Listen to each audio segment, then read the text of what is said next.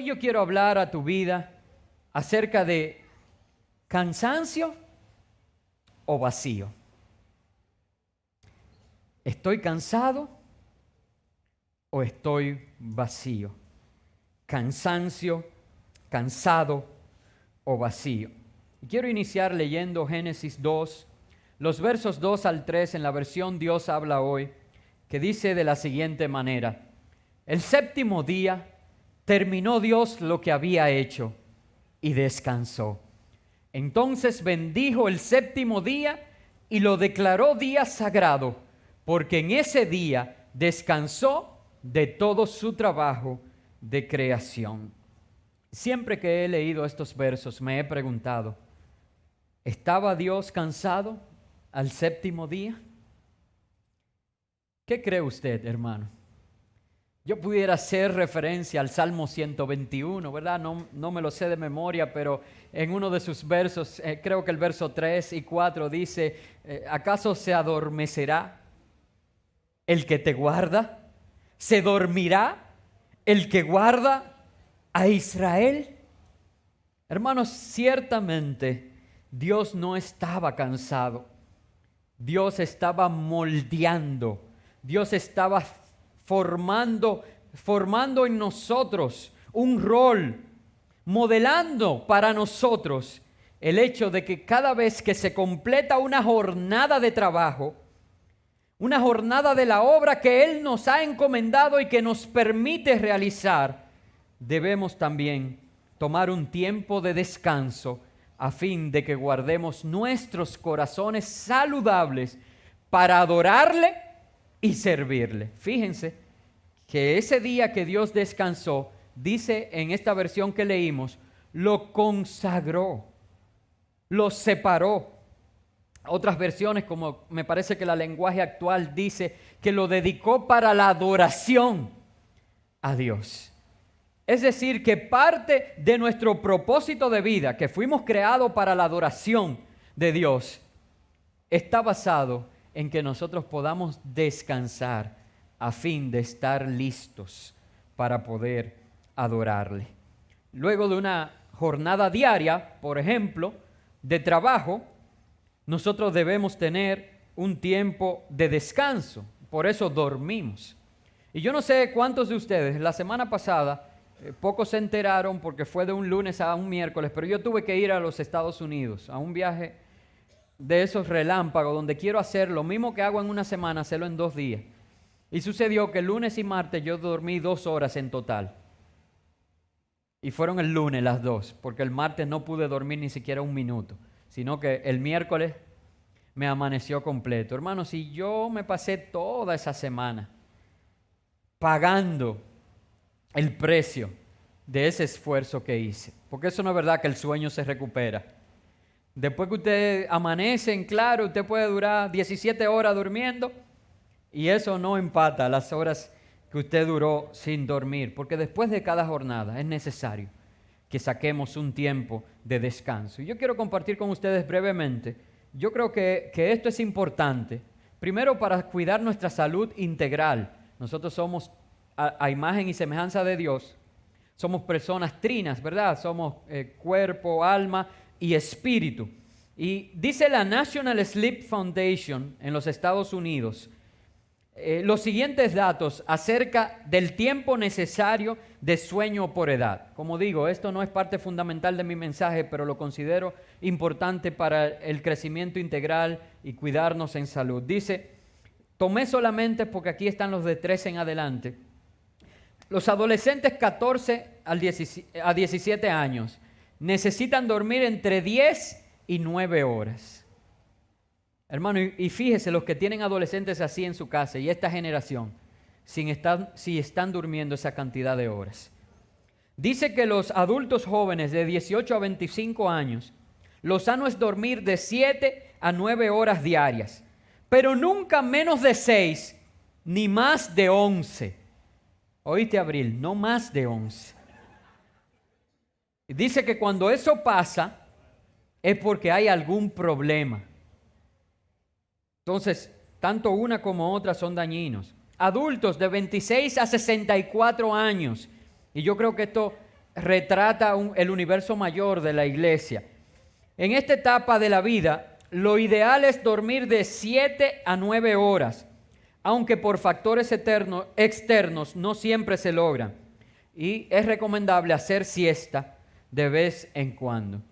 Y los mayores de 65 años, lo saludable es dormir entre 7 y 8 horas al día. Doña Eridania, si usted no se cuida, se nos va a morir joven, entonces cuídese. Ustedes ven cómo nos podemos ver retratados.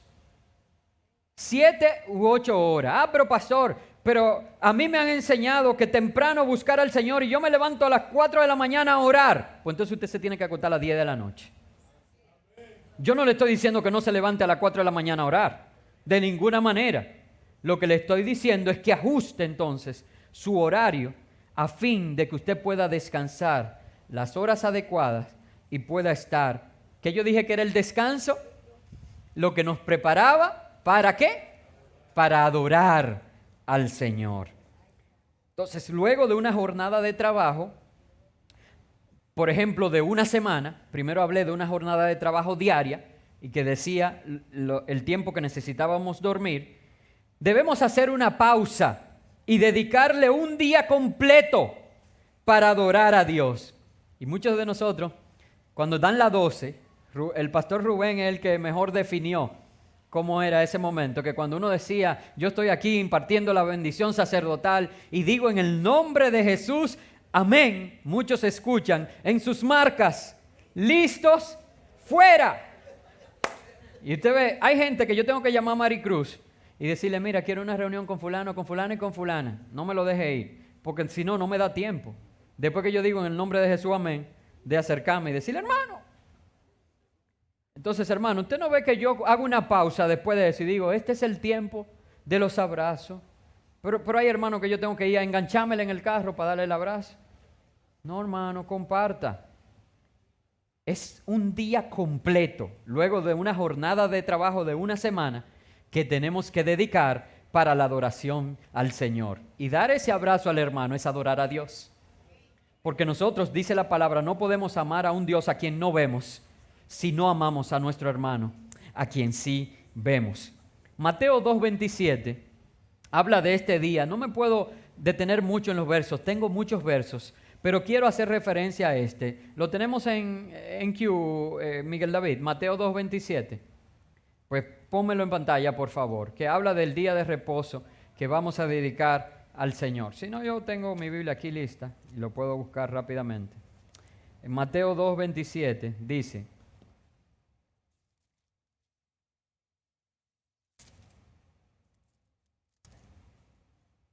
entonces, déjeme ver. Es que no tiene 27. Fui yo que te di una cita que estaba equivocada. Bueno, pero en esa cita, es sencillo, hermano, se hace referencia al día de reposo. Y dice que el día de reposo es para el hombre y no el hombre para el día de reposo. Lo que está diciendo aquí es que lo importante en el día de reposo es que nosotros dediquemos tiempo a buscar el rostro de Dios, a descansar y crecer en el amor del Señor. Mientras los religiosos de la época entendían que el día de reposo era una imposición para el hombre, como una carga pesada, para nosotros más bien tiene que ser un regalo de Dios en el cual podemos descansar, buscar su rostro y crecer en el conocimiento de su gloria. En definitiva, hermanos, muchas veces el cansancio es fácil de manejar. Por eso yo decía, ¿estás cansado? Yo dije el domingo pasado que hoy íbamos a soltar el freno, íbamos a pisar el acelerador y esta noche vamos a hablar de eso con los líderes de ministerio. Pero la verdad es que tradicionalmente en esta época del año llega un cansancio a los líderes, a cada uno de los que estamos en el día a día. Y es bueno que Dios nos hable de esto para que entendamos cómo manejar el cansancio y cómo hacer un uso productivo, ¿verdad?, de las herramientas que el Señor nos ha dado. El cansancio se maneja de manera fácil. Por ejemplo, el cansancio de un día me lleva, ¿a qué yo dije? a dormir. Si el cansancio se ha acumulado y necesito tomar un día libre, también eso es práctico. Hay momentos en que usted necesita, mira, este día yo me lo voy a tomar para mí. Hablaba esta mañana con alguien que me decía, bueno, no tengo dinero para irme a la playa. Y es verdad, hermano, ir a una playa ahora cuesta un dinero. Porque hasta la mesa donde usted se va a sentar, yo quisiera sentarme en la arena, entonces me van a cobrar la arena. Y ella me decía, bueno, pero yo tengo un mueble en mi casa donde ahí yo me recuesto y hago de ese mi espacio y puedo entonces recuperar las fuerzas. Bueno, pues hay un día en que se necesita tomarse un día libre. Muchas veces se ha acumulado tanto y tanto el cansancio que se hace necesario tomar unas vacaciones. Hermanos, si yo lucho mucho con los pastores locales y ancianos que sirven siempre de manera tan desinteresada y de manera voluntaria, y es necesario que una vez al año al menos tomen un tiempo para ir y descansar en familia, hacer el sacrificio y el esfuerzo. Miren, hace un par de días nosotros teníamos muchísimas situaciones.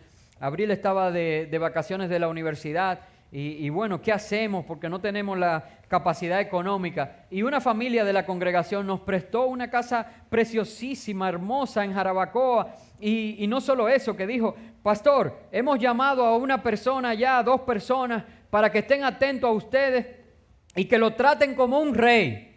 Y yo, ¿y qué tengo que hacer? Nada, disfrutar.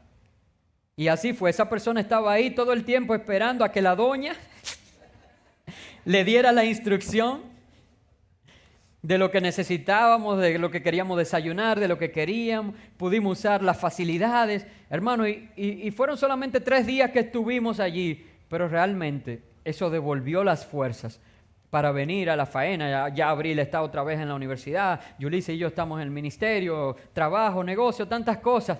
Sin embargo, esa pequeña pausa nos dio a nosotros el respiro que necesitábamos para volver, ¿verdad?, a seguir a la faena diaria. Entonces, yo generalmente no puedo vacacionar mucho por razones económicas más que otras, pero cada 2 años al menos nosotros intentamos hacer unas vacaciones. Este año creo que nos toca, vamos a ver si el Señor abre puertas para poder ir. Pero hermanos, ciertamente, todos los que están aquí, aún los que sirven en ministerio, yo le he dicho, por ejemplo, el ministerio infantil, que es un ministerio tan entregado y tan esforzado, y les digo, hagan grupos para que por lo menos una vez en el mes bajen y reciban. Nadie puede dar lo que no tiene. El descanso es parte del ministerio. Tenemos algunas posiciones que lamento que solamente tenemos una persona. Y qué bueno que Dios ha ido levantando. Ustedes han visto que Josué ha estado 4 meses fuera del país, ¿verdad? Yo lo anuncié y oramos por él, lo enviamos. Estoy loco que vuelva, pero bueno, él ha estado ahí. Eduardo ha estado sacrificándose, viniendo cada culto. Y qué bueno cuando tenemos a alguien que nos sostiene. De igual manera vieron cómo Andy fue 1 mes fuera del país y entonces el pastor Rubén estuvo tocando la batería. ¿Muchos no lo notaron? ¿O lo notaron? Usted no veía que las canciones salían a merenguear todita porque es que él había perdido un poco la práctica, pero lo hizo, gloria a Dios. Gracias Rubén, gracias. Yo prefería los merenguitos que 0 batería, ¿verdad? Hermanos, pero qué bueno cuando nosotros tenemos a alguien que nos sostiene. Cuidemos. Si solamente tenemos una persona haciendo algo, preocúpese a alguien de crecer. ¿No ven eso que anuncié del taller para sonido? Necesitamos más personas para que un día también los que están ahí puedan salir y descansar. Hermanos, el descanso es necesario. En definitiva, tenemos que aprender a tener nuestra mente despejada para honrar a Dios. Mira cómo lo dice Primera de Pedro 4:7. Primera de Pedro 4:7 dice, mas el fin de todas las cosas se acerca. Casi toda la semana el Señor nos está hablando de esto. Mas el fin de todas las cosas se acerca. Sed pues sobrios y velad en oración.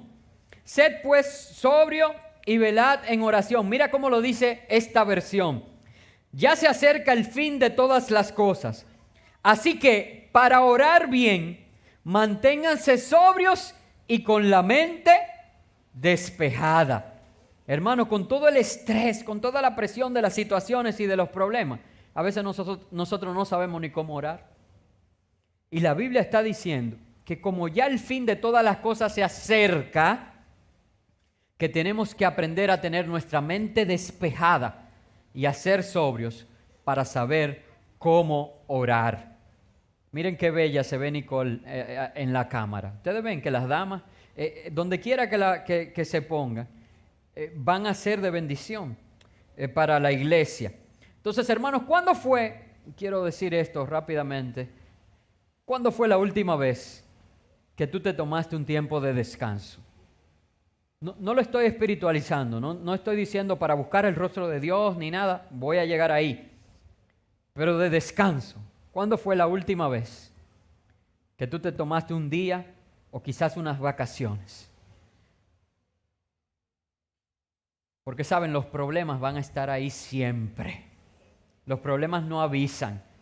Y si tú no haces uso del tiempo que tienes disponible para descansar y recrearte, entonces luego vas a gastar el dinero que no quisiste invertir en eso, en medicinas, para manejar ya sea problemas físicos o problemas emocionales, y yo diría que hasta espirituales.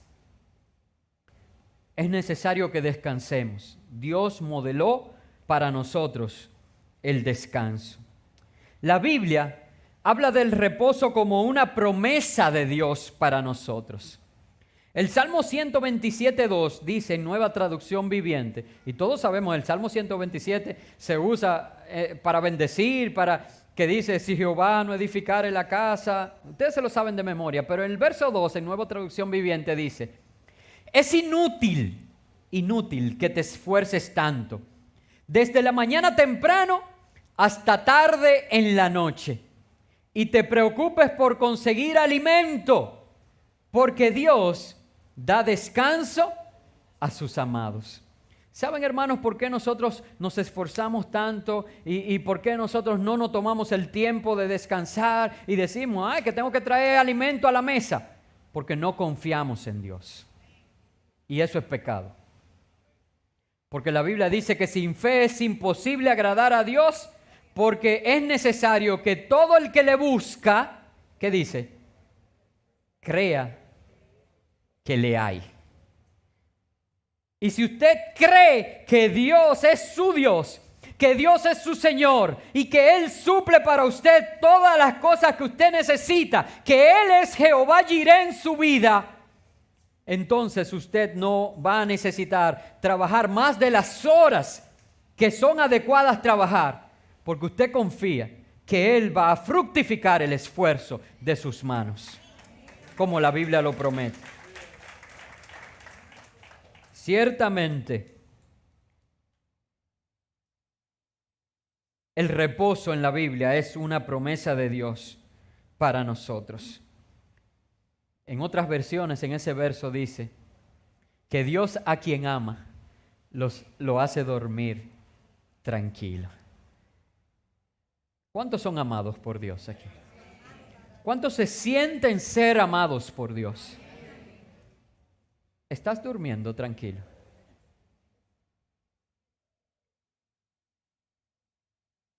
Porque saben, si no tienes la paz suficiente, no es Dios que está fallando. Él es el Dios de toda la paz. Él es el Dios de paz. Quien ha retirado su confianza de ese Dios de paz, eres tú. Y ese estrés y esa ansiedad y ese decaimiento y esa depresión ha venido como consecuencia de tu falta de fe en Dios. Yo pudiera hacer referencia al Salmo 23, en su segundo versículo, que dice que en lugares de delicados pastos me hará trabajar. En lugares de delicados pastos me hace amanecer. No. Porque en lugares de delicados pastos me lleva a buscarme el moro.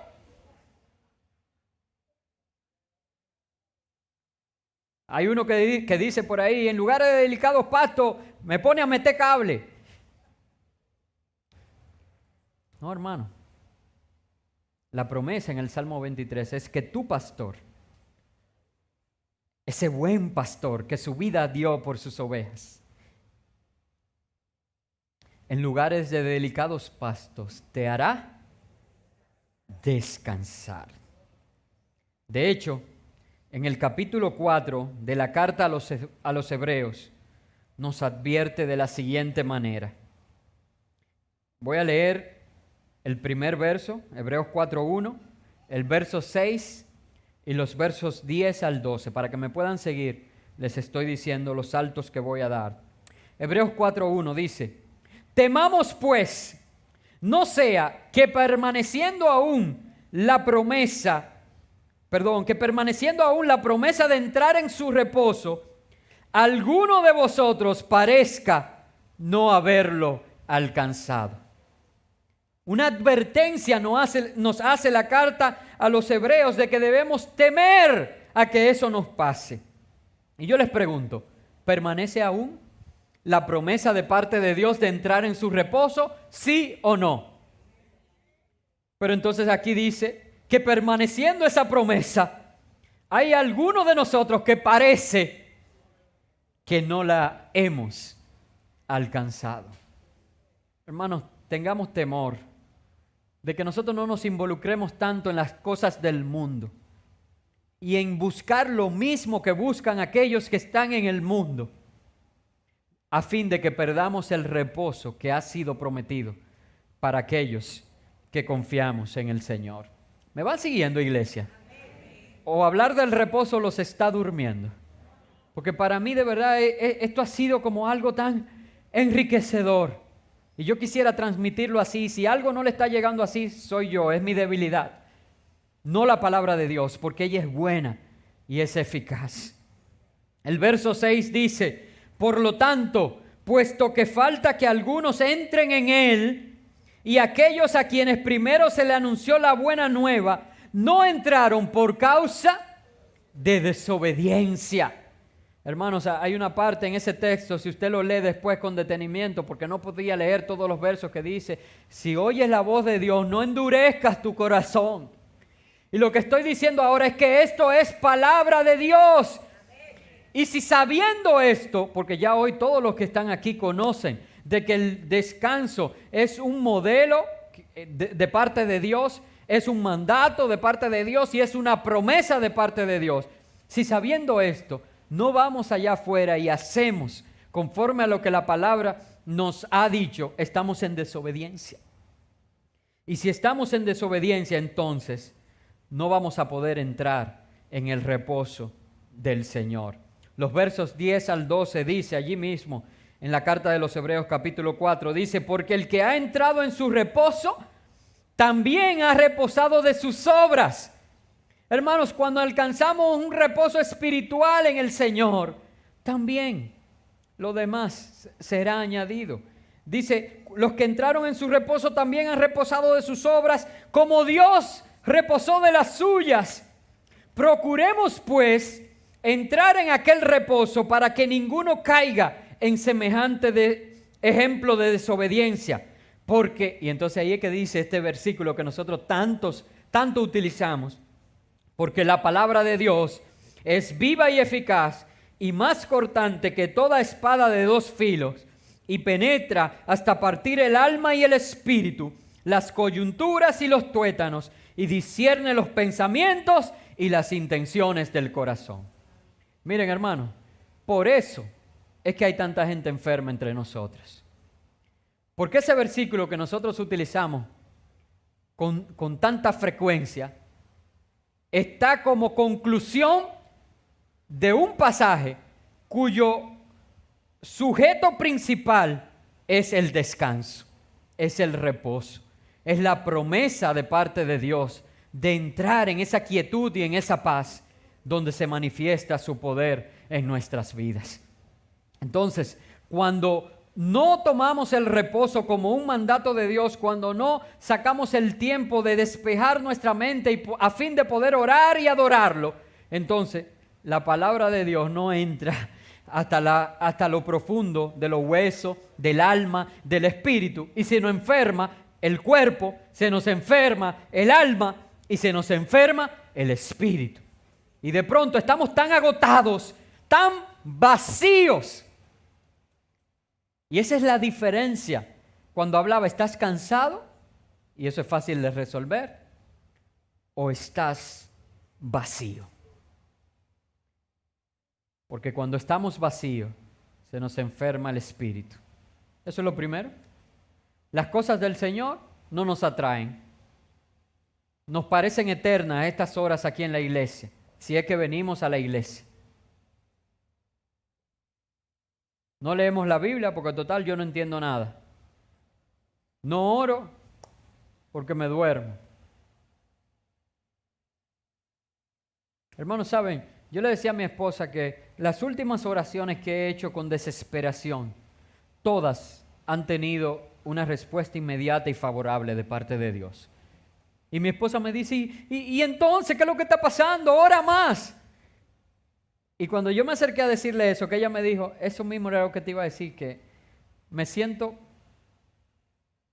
como con la responsabilidad de que no estoy orando lo suficiente. Porque es verdad que las últimas 3 o 4 oraciones que he hecho con desesperación reciben de parte de Dios respuesta favorable e inmediata. Entonces, ¿por qué no estoy recibiendo más? Porque no estoy pidiendo más. Y tengo que ajustar eso en mi vida. Hermanos, las intenciones del corazón, los pensamientos son discernidos cuando permitimos que en medio del descanso y de apartar ese tiempo para orar y buscar el rostro de Dios, la palabra de Dios nos llene y nos edifique. En Marcos 11, 12 al 14, vamos a leer y ahora sí como que vamos a entrar en materia. Y ya yo estoy terminando, pero esta es la parte central del mensaje. Porque quería hablar del descanso y del reposo prometido para poner eso en contraposición y lo fácil que es, ¿verdad? Lidiar con el cansancio a través del descanso. Ponerlo en contraposición con el estar vacíos. Y eso es un poquito más preocupante. Y también para eso la Biblia y la palabra de Dios nos da solución. Porque nuestro descanso se encuentra en Dios. Y muchas veces no lo alcanzamos porque no se trata de que estamos cansados. Se trata de que estamos vacíos. Y si estamos vacíos, entonces no vamos a Dios y no podemos descansar. Marcos 11, 12, 14 es una parábola que muchos conocemos, donde Jesús maldice a una higuera. Y quiero leer algunos versos de este episodio para que saquemos una enseñanza acerca del estar vacíos y lo que Dios y el Señor en este caso procura acerca de nosotros. Marcos 11, 12, 14 dice: al día siguiente, cuando salieron de Betania, tuvo hambre. Y viendo de lejos una higuera que tenía hojas, fue a ver si tal vez hallaba en ella algo. Pero cuando llegó a ella, nada halló sino hojas, pues no era tiempo de higos. Entonces Jesús dijo a la higuera: nunca jamás coma nadie fruto de ti. Y lo oyeron sus discípulos. Voy a seguir leyendo en un momento, pero quiero detenerme. Porque pareciera, hermano, en buen dominicano, que Jesús, con el hambre que tenía, al ir a esta higuera y no encontrar el fruto que buscaba, y posiblemente en una región como Betania, donde era conocida por una proliferación de árboles de higos, pudiéramos decir, pero obviamente ahí yo estoy interpretando, que era uno de sus frutos favoritos. Y al llegar allí y no conseguir el fruto, se airó de tal manera que declaró una maldición sobre este árbol. ¿Verdad? Es lo que pareciera a simple vista. Pero saben, hermanos, si nosotros estudiamos con detenimiento, yo investigué cómo fructifica la higuera. Y hay 2 tipos de frutos que ella da. Uno, no recuerdo el nombre exacto, lo investigué, pero no tomé nota porque no era lo importante en mi enseñanza, que es un fruto más verde, o sea, que nace muy pronto y que ese es de un precio más elevado, porque de alguna manera tiene un sabor característico. Y ese generalmente nace a mediados de año. Y hay otro que a finales de año, ¿verdad? En la época de fructificar los higos, ese es un fruto verde, ese primero que hablé. Y hay uno segundo que tiene el color característico, ya más marronzoso, que es a final de año y que entonces es el que más se consume, porque también es el de un precio más bajo. Pero una característica, y ahí es que quiero llegar, de la higuera es que es uno de los pocos árboles donde el fruto sale primero que las hojas. Entonces, este primer fruto de mediados de año y el posterior fruto que está a final de año, cuando usted ve un árbol lleno de hojas, es porque ya había anteriormente fructificado. ¿Me siguen? Entonces, si Jesús vio una mata de higuera que dice aquí, ¿cómo leímos? Que estaba viendo de lejos una higuera que tenía hojas, ¿qué le da por entendido? Conforme a la naturaleza que Él mismo creó, porque en el principio era el Verbo. Y si Él creó ese árbol para que diera fruto antes que las hojas y ve una que tiene hojas, ¿qué se supone que debe tener? Frutos. ¿Por qué es importante esto, hermano? Porque no se trata de que Jesús se airó porque no encontró lo que buscaba. Es que la que estaba en contra de la naturaleza, de su naturaleza y del cumplimiento del propósito para el cual se había creado, era esa higuera. Porque ciertamente no era tiempo de higos, pues entonces ya no debía tener hojas. Pero si ella tenía hojas, entonces debía tener frutos. Hermanos, ¿cómo equiparamos eso en nuestras vidas? Porque nosotros somos cristianos. Nosotros debiéramos ser árboles que fructifiquemos. Debiéramos ser árboles que produzcamos fruto y mucho fruto. ¿Qué dice Juan 15? Que si permanecemos en Él y Él en nosotros, entonces llevaríamos mucho fruto. Y entonces yo te pregunto, ¿cuántos permanecen en el Señor? Levanten la mano. Ok, de esos que levantaron la mano, ¿en cuántos permanece el Señor?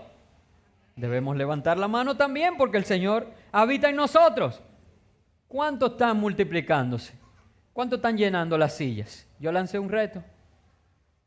¿Cuántas ovejas están produciendo ovejas? Porque saben, no es el pastor. Las ovejas son las que producen ovejas. ¿Tú sabes lo que tiene que producir el pastor? Pastores.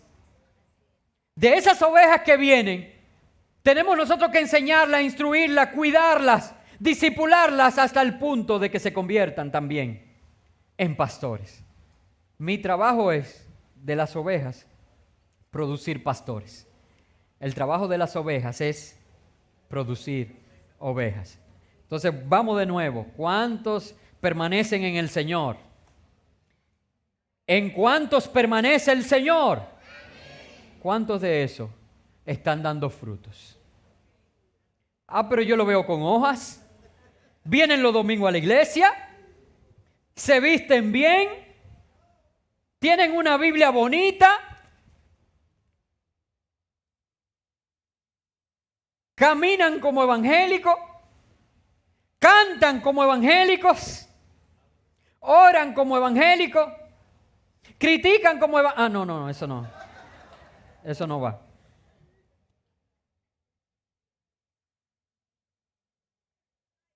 Están produciendo evangélicos. Miren, perdónenme, pero yo prefiero 1000 veces que usted sienta que yo estoy ofendiéndolo con lo que estoy compartiendo y no que venga Jesús a buscar higos donde usted. Porque si Jesús ve que usted tiene hoja, sí, va los domingos a la iglesia, da su diezmo, sí, canta. Oye, tiene hoja. Déjame ir a recoger los frutos y no encuentra fruto. ¿Qué usted prefiere? ¿Un boche mío?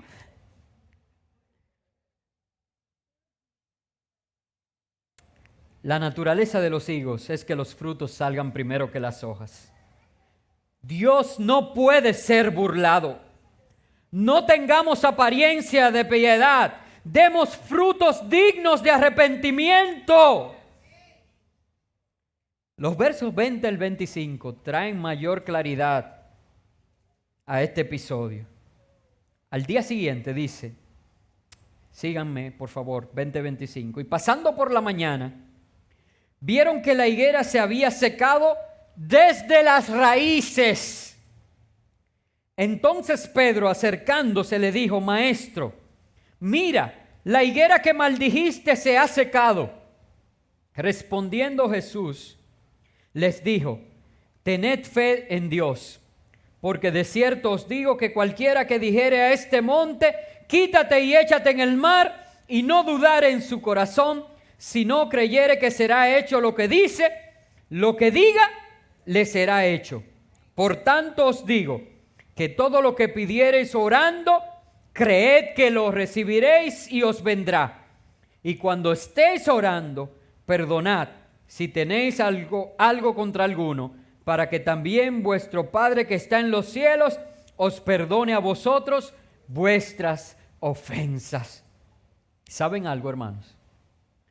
Una de las cosas que sorprendió a Pedro y los discípulos fue que se secó completa. Jesús maldijo la higuera y dice la palabra que acabamos de leer que ésta se secó desde las raíces. Porque Jesús no trabaja con las apariencias, Jesús no trabaja con la superficie, Jesús va a la raíz del problema. Por eso es que nosotros vamos y buscamos medicación para el alma. Y tenemos que usar tantos medicamentos para tratar enfermedades emocionales. Por eso nosotros buscamos medicación para el espíritu y queremos hacer penitencia. Y a muchos no les gusta un evangelio de gracia donde Cristo ya pagó el precio. No hay muchos que quieren decir qué yo puedo hacer, cómo me lo puedo ganar. Me voy de aquí, déjame decir a Barahona para no decir Peigüey, de rodillas. Porque entienden que tienen que pagar un precio. Buscamos medicina para el espíritu. Porque no vamos a la raíz. Y buscamos medicina para el cuerpo y gastamos todo lo que producimos en medicamentos. Cuando la raíz del problema está en el corazón. Por eso la Biblia dice, sobre toda cosa guardada, guarda tu corazón, porque de él mana la vida. Y Jesús va a la raíz y habla como enseñanza de la maldición de una higuera. Yo no sé cómo Jesús llegó de ahí. Porque la enseñanza que le dio a los discípulos de por qué él maldijo a la higuera, trata con dos cosas fundamentales que yo quiero hablar. Y decía que este es la parte central de mi mensaje, aunque es al final prácticamente. Y estas cosas, estos temas fundamentales de tu vida, que Jesús trata para que no estés más vacío. Una vez más pregunto, ¿estás cansado o estás vacío? El cansancio es fácil, pero Jesús habla cómo llenar el vacío para que puedas tener descanso en el Señor y disfrutar de los pastos delicados que Él ha preparado para ti, en los cuales Él te pastorea. Esos pastos donde Él prepara mesas delante de ti, aún en presencia de tus angustiadores. Esos dos temas son la gran enseñanza de esta mañana: la fe y el perdón. Llénate de ellos. Hermano, si estás cansado, descansa, pero si estás vacío, llénate de fe y llénate de perdón. Y yo quiero brevemente hablar de estos dos temas, porque quiero que al irnos de este lugar, y voy a hacer algo que el Señor me mostró que hiciera y que sé que va a ser trascendental para tu vida y para mi vida. ¿Por qué? Porque Él es un Dios de maravillas. La fe, que no solamente es poderosa para hacer de lo imposible cosas posibles. En la enseñanza que Jesús le dijo que si tuviéramos fe, le diríamos a un monte que se traslade al corazón del mar y que esos montes se moverían. Y yo les pregunto, hablemos con una lógica estructurada. ¿Es posible que por la palabra de un hombre, un monte se mueva de su lugar donde está cimentado y se traslade y se coloque en el mar? ¿Es eso lógicamente posible? Y Jesús, al decir que si tuviéramos fe, al hablarle a esos montes, en el nombre de Jesús, esos montes se mueven, lo que está diciendo es que todo es posible para el que cree. ¿Cuántos tienen situaciones imposibles en su vida? Miren, yo tengo varias imposibles. Yo tengo una que mi familia está cansada de oír, que cada vez que yo la menciono digo, esto es imposible, yo no aguanto 10, 15 años así. Yo no lo duro. Saben, hermanos, si cuando yo lo declaro, no le estoy dando más poder de lo que tiene, que es verdad, es que yo no puedo. Yo con mis propias fuerzas no lo aguanto. Ahora yo sé que hay uno que por la fe que tengo en Él, que creo que es capaz y todopoderoso, por una palabra, hace que eso que para mí es imposible, se vuelva posible en el nombre de Jesús.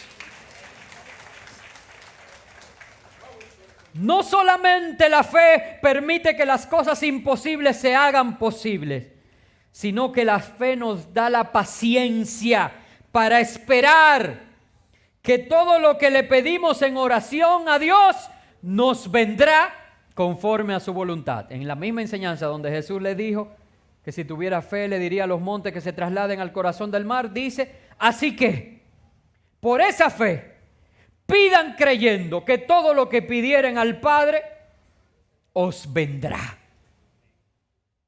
Hermanos, ¿qué tú necesitas que venga? La hermana Altagracia dijo que lo más difícil es esperar. Y ella dijo que ella está esperando algo. Y yo en mi asiento, que sabía lo que iba a predicar hoy, dije, en el nombre de Jesús, que eso llegue. Y yo lo creo. Si ella puede depositar la fe en eso, Dios también lo va a hacer. La fe no solamente hace que lo imposible sea posible, sino que nos da la paciencia para esperar. ¿Por qué? Porque por la fe ya yo creo que conforme a lo que le pedí a Él, así me vendrá y me será hecho. ¿Cuántos quieren orar así? ¿Así sea bueno? Sabiendo que recibiremos conforme a su voluntad. Y hay un segundo tema. Dije que era brevemente que los iba a tratar. La verdad fundamental de todo este mensaje. Y miren qué breve. Yo quiero que sea usted que elabore en su casa en esto que estamos aprendiendo. Pero quiero hacer algo y debo terminar. La segunda cosa que Jesús trató es el perdón. Porque el perdón nos da la libertad de presentarnos delante de Dios sabiendo que le hallaremos. Si yo estoy seguro de que todo lo que le pida al Padre en su nombre conforme a su voluntad me vendrá y será hecho, para mí es sumamente importante que cuando yo le busque pueda encontrarlo. Y Jesús, como una condicionante, hermano, Jesús está condicionando esa promesa aquí cuando dice, sí, crean que todo lo que pidan lo recibirán, y dice, pero cuando estén orando, ¿no lo leyó así usted conmigo? Cuando estén orando, perdonad. si tenéis algo contra alguno, para que también vuestro Padre que está en los cielos os perdone a vosotros vuestras ofensas. No hay una cosa, hermanos, que nos roba más la paz que la falta de perdón. Ya sea que usted no ha perdonado a alguien, ya sea que alguien tiene que perdonarlo a usted. Miren, eso es tal que la Biblia dice que si usted viene con una ofrenda delante de Dios, y la Biblia habla desde Génesis hasta Apocalipsis de la bendición de ofrendar a Dios. Y cómo Abraham entregó a Melquisedec los diezmos de todo cuando el diezmo no era un mandamiento. Y eso provocó una bendición. Sin embargo, Jesús dijo, si tú tienes una ofrenda, mira, mejor deja la ofrenda a un lado. Si tú tienes algo contra tu hermano, ve, ponte a cuenta con ese hermano y entonces trae la ofrenda. O sea que ni siquiera la ofrenda tiene validez. Y una de las cosas que hace que nos enfermemos es la falta del perdón, ya sea de pedir perdón o de otorgar perdón. Por eso decía que si usted tiene que ponerle este mensaje a alguien, póngalo, porque yo estoy dispuesto como pastor. No hay una cosa que se ofenda más que una oveja con su pastor. Pues entonces yo estoy dispuesto hoy a pedir perdón. Y yo creo que también hay algunos que deberían pedirme perdón. Pero no es mi parte esa. Pero yo estoy dispuesto a hacerlo porque no hay una cosa que impida que hallemos al Señor que la falta de perdón. Jesús dijo, mira, cree que todo lo que vas a pedir te será hecho.